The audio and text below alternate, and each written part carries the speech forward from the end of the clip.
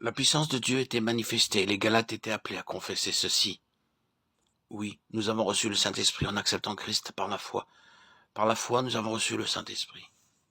Il est à craindre que bien des chrétiens sachent à peine qu'en croyant, ils reçoivent le Saint-Esprit. Un grand nombre de chrétiens peuvent dire « J'ai reçu le pardon et j'ai reçu la paix ».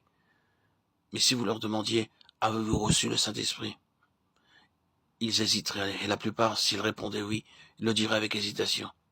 Et ils vous diraient qu'ils savent à peine ce que c'est que de marcher par la puissance du Saint-Esprit. Essayons de nous emparer de cette grande vérité. Le commencement de la véritable vie chrétienne, c'est de recevoir le Saint-Esprit. Et le travail de chaque serviteur de Dieu doit être ce qu'était le travail de l'apôtre Paul, de rappeler aux chrétiens qu'ils ont reçu le Saint-Esprit et qu'ils doivent vivre suivant ses directions et dans sa puissance.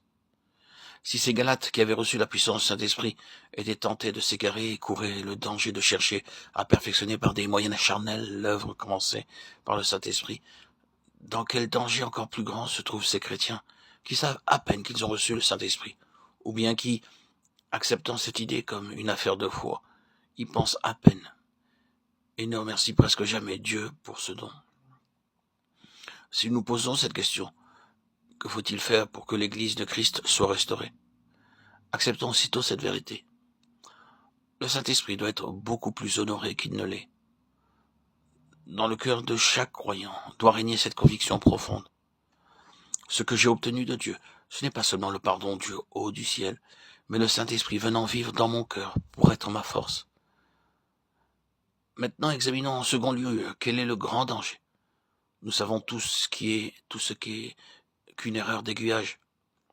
Un train doit aller dans une certaine direction, mais l'aiguille n'a pas été convenablement ouverte ou fermée. Et le train est envoyé dans une fausse direction, sans que personne s'en aperçoive. Si cela se produit, par exemple, par une nuit sombre, les voyageurs peuvent très bien ne s'apercevoir de rien avant que le train ait franchi une certaine distance. Dieu donne aux chrétiens le Saint-Esprit pour que chaque jour leur vie soit vécue par la puissance du Saint-Esprit. Un homme ne peut vivre, même pendant une heure, une vie sanctifiée, si ce n'est par la puissance du Saint-Esprit. Il peut vivre une vie honnête, irréprochable aux yeux du monde, une vie vertueuse, une vie exemplaire, comme disent les gens du monde. Mais il ne peut vivre une vie agréable à Dieu, jouir du salut de Dieu et de l'amour de Dieu.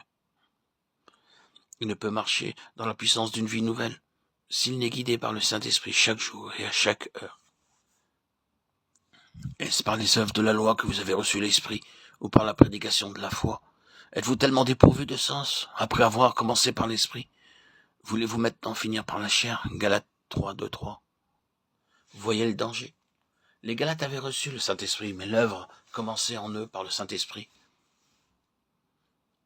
Ils avaient essayé de l'achever par des moyens charnels. Comment? Ils étaient tombés sous l'influence de prédicateurs judaïsants qui leur disaient qu'ils devaient être circoncis. Ils avaient commencé à faire de la religion un ensemble de pratiques extérieures. Et c'est ainsi que Paul emploie cette expression au sujet de ces prédicateurs qui leur disaient de se faire circoncire. Ils cherchent à se glorifier dans votre chair. Le christianisme n'est pas une religion. Ce ne sont pas ni des rituels, ni des lois, ni des règles auxquelles il faut obéir à la lettre.